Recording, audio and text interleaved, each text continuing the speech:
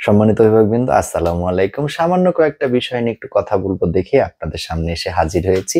আমি জানি আপনারা সকলেই অনেক, অনেক সচেতন অভিভাবক এবং আপনারা আপনাদের জীবনের সর্বোচ্চটা লাগিয়ে দিচ্ছেন আপনাদের সন্তানের ভালো একটা সুন্দর একটা ভবিষ্যৎ গঠনের লক্ষ্যে। এবং এরই ধারাবাহিকতায় আপনারা কিন্তু স্কুল বা কলেজের পাশাপাশি বিভিন্ন কোচিং সেন্টার বা বিভিন্ন প্রাইভেট হোমগুলোতে আপনাদের সন্তানকে নিয়ে যাচ্ছেন বা তাদেরকে সেখানে পড়াচ্ছেন। এতে দোষের কিছু না, এটা খুবই প্রয়োজন। কারণ আমাদের দেশে বর্তমানে যেই অবস্থা, তাতে শুধু স্কুল বা কলেজ নির্ভর হয়ে থাকলে বাচ্চার কম্পিটিশন করার যে অ্যাবিলিটি সেটা হবে না। সেটার জন্য সহায়ক হিসাবে এই সকল শ্যাডো এডুকেশন সেন্টারগুলোতে, অর্থাৎ কোচিং বা প্রাইভেট সেন্টারগুলোতে যাওয়াই লাগে। কিন্তু আমার যে প্রশ্নটা সেটা হচ্ছে, আসলে এই সেন্টারগুলোতে এই যে আপনারা নিয়ে যাচ্ছেন, এতে কি আপনার সন্তানেরা পড়ছে নাকি কেবলই দৌড়াচ্ছে? এটা কিন্তু আমার মাথায় কাজ করছে। আমি ভুলও হতে পারি। কেননা আমি যেটা দেখি যে বাচ্চারা না সারাদিন এক সেন্টার থেকে আরেক সেন্টার, এক সেন্টার থেকে আরেক সেন্টার, মানে একটার পর একটা প্রাইভেট পড়েই যাচ্ছে, পড়েই যাচ্ছে।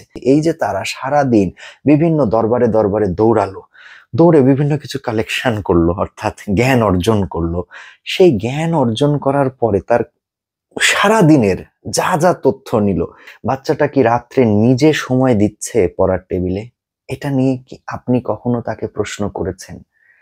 এটা কিন্তু আমি ভুল হতে পারি, কিন্তু আমার মনের মধ্যে এই প্রশ্নটা বারবার জাগে যে স্টুডেন্ট গুলো এই যে সারাদিন দৌড়াচ্ছে, সারাদিন বিভিন্ন ক্লাস লেকচার নোট করছে, বিভিন্ন নোট নিয়ে যাচ্ছে, বিভিন্ন কিছু অনেক তথ্য তারা সংগ্রহ করছে একটা আশা নিয়ে, যেগুলো দিয়ে তার ভবিষ্যতে উপকার হবে। কিন্তু সে নিজে কি এই সারাদিনের পড়াটাকে নিয়ে রাত্রেবেলায় টেবিলে বসছে? আমার তো মনে হয় বসছে না সবাই। বেশিরভাগ স্টুডেন্টই বসছে না। কেননা তারা সারাদিন দৌড়ে এতটা ক্লান্ত হয়ে যাচ্ছে, রাত্রে গিয়ে কিছুক্ষণ টেবিলে বসছে, একটু ঝিমাচ্ছে, তারপরে ঘুমিয়ে যাচ্ছে। আবার সকালবেলায় উঠে ঠিক আবার সকাল ৭টা বা ৭:৩০ থেকে আবার private tuition, school, college, coaching, আবার একই সার্কেলের মধ্যে তারা চলছে। যদি এমনটা হয় তাহলে কিন্তু অভিভাবকবৃন্দ, এটা লাভের চেয়ে লোকসান বেশি হচ্ছে। তাই আমার আমার নজরে যেটা সমাধান, সেটা হচ্ছে বাচ্চাকে নিজেকে পড়ার টেবিলে সময় দেওয়ার ব্যবস্থা করে দেন। তাকে ঠিক ততটুকুই প্রাইভেট টিউশন দেন যতটুকু তার জন্য প্রয়োজন। রাত্রে যতটুকু সময় পাচ্ছে সে নিজের মতো করে পড়ুক। তো আমার যেটা মনে হয় যে একটু বাচ্চাগুলোকে আপনারা পড়ার টেবিলে সময় দেওয়ার চেষ্টা করেন। আরেকটা বিষয় হচ্ছে, দেখা যাচ্ছে আমরা ম্যাক্সিমাম ক্ষেত্রে প্রত্যেক শুক্রবার বাচ্চাদের বিভিন্ন পরীক্ষা নেওয়া হয়। ঠিক আছে, এটা ভালো। সারা সপ্তাহে কি পড়লো তার উপরে শুক্রবার একটা টেস্ট নিলে টিচারও বুঝতে পারে যে আমার বাচ্চাগুলো কি শিখছে, বাচ্চাও বুঝতে পারে যে আমি কতদূর আগিয়েছি বা কতটুকু পিছিয়ে আছি। তো এটার জন্য না, অভিভাবকবৃন্দ, আপনাদেরকেও রিকোয়েস্ট করব, মানে কোনো প্রাইভেট কোচিং বা প্রাইভেট সেন্টার গুলো কিন্তু কোনো মেশিন না যে একদিক দিয়ে বাচ্চা ঢুকবে আর একদিক দিয়ে সব শিখে বেরিয়ে যাবে। এগুলো না একটা ধারাবাহিক প্রক্রিয়ার মধ্য দিয়ে চলে। তো আমি যেটা মনে করি, আপনারাও না একটু বাচ্চার পড়াটা একটু ধরার চেষ্টা করেন, যে তোমার কালকে পরীক্ষা, কি পরীক্ষা, কতদূর পরীক্ষা, দেখি তুমি কি পড়েছো।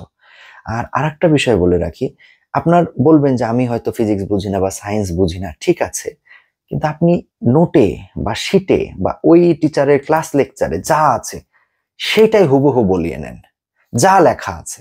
তোমার দায়িত্ব কি বাবা, তোমার এখানে লেখা আছে কি বেগ কাকে বলে, ওকে ফাইন, তো বেগ কাকে বলে এই শিটে যা লেখা আছে তুমি সেটাই বলবা। এটা আমার মনে হয়। আরেকটা বিষয়, আপনারা যে যে টিচারের কাছে আপনার সন্তানকে পাঠাবেন, পারতপক্ষে চেষ্টা করবেন সপ্তাহে একবার, না হলে 2 সপ্তাহে একবার, না হলে মাসে একবার হলো ওই টিচারের সাথে আলোচনা করা। আচ্ছা, আমার বাচ্চাটা কি করছে, আমার বাচ্চাটা কেন খারাপ করছে, কেন ভালো করছে না, কি করলে আমার বাচ্চাটার ভালো করতে হবে। আর যে বাচ্চাগুলো ভালো করছে, ওকে ফাইন, আলহামদুলিল্লাহ, তোমাদের দায়িত্ব এবং ওই অভিভাবকদের দায়িত্ব এই ভালোটাকে যেন কন্টিনিউ করা যায়, ধরে রাখা। তা আমি অনেক কথা বলে ফেললাম, আমি ভুল হতেও পারি, ভুল হলে আমাকে সংশোধন করে দিবেন। আর আমি যদি সঠিক হই, তাহলে কিন্তু আপনাদেরকে আপনাদের নিয়মের মধ্যে কিছু সংশোধন আনতে হবে।